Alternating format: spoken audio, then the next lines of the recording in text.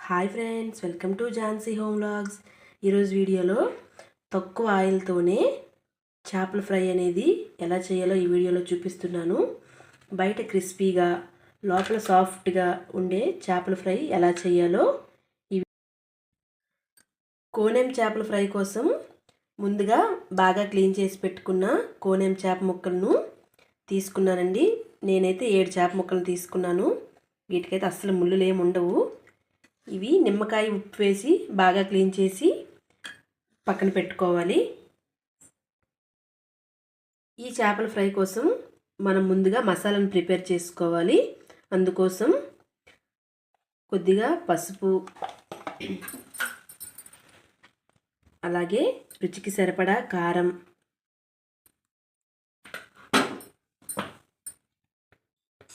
ఒక table spoon salt, కొద్దిగా garam masala powder, అలాగే ధనియాల పొడి, హాఫ్ టేబుల్ స్పూన్ అల్లం వెల్లుల్లి పేస్ట్,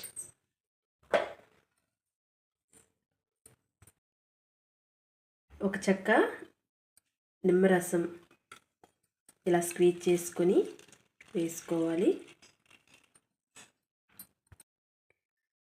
ఒక టేబుల్ స్పూన్ ఆయిల్ వేసుకోవాలి. ఇప్పుడు వీటన్నింటినీ బాగా కలుపుకోవాలి. ఫ్రైకి పేస్ట్ అయితే ఇలా రెడీ అయిపోయింది. ఈ మసాలా పేస్ట్ని ముందుగా క్లీన్ చేసి పెట్టుకున్న చేప ముక్కలకి మొత్తం ఇలా అప్లై చేసుకోవాలి.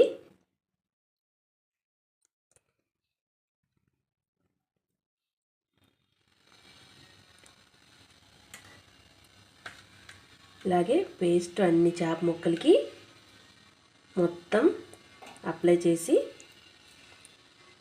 ఉంచుకోవాలి. చేప ముక్కలకి ఫ్రై కోసం మసాలా అయితే మొత్తం పట్టించేసాను.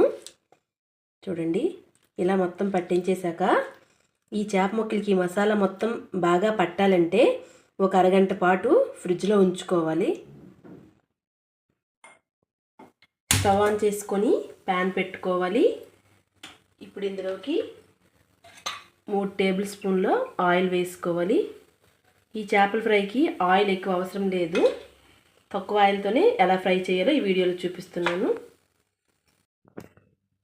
ఆయిల్ వేడయ్యాక ముందుగా మ్యారినేట్ చేసి పెట్టుకున్న చేప ముక్కలను ఫ్రిడ్జ్ నుంచి ఫ్రై చేసే 10 నిమిషాల ముందు తీసేయాలి. ఆ తీసుకున్న చేప ముక్కలను ఆయిల్లో వేసి ఫ్రై చేసుకోవాలి.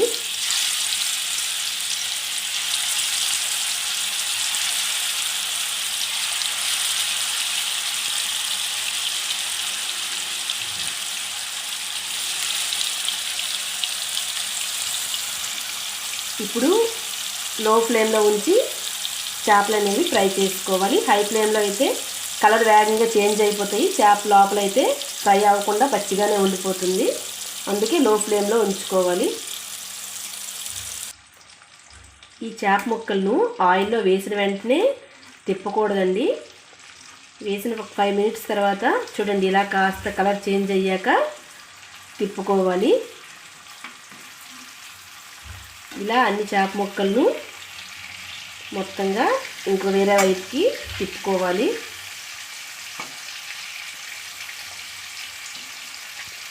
ఈ చేప ముక్కలన్నింటినీ ఇలా రెండో వైపుకి తిప్పుకున్నాను. ఇలా రెండో వైపు తిప్పుకున్నాక 10 మినిట్స్ అయితే ఫ్రై చేసుకోవాలి.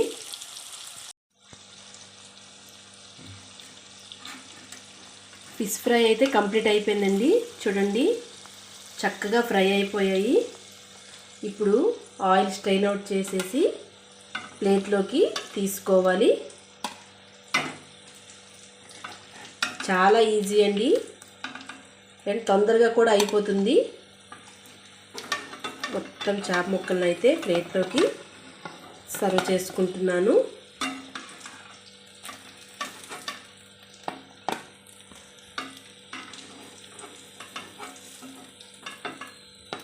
అంతేనండి, ఎంతో టేస్టీ అయిన కోనేం చేపల ఫ్రై రెడీ అయిపోయింది. మా వీడియో కనుక మీకు నచ్చినట్లయితే లైక్ చేయండి, సబ్స్క్రైబ్ చేసుకోండి. Thank you for watching.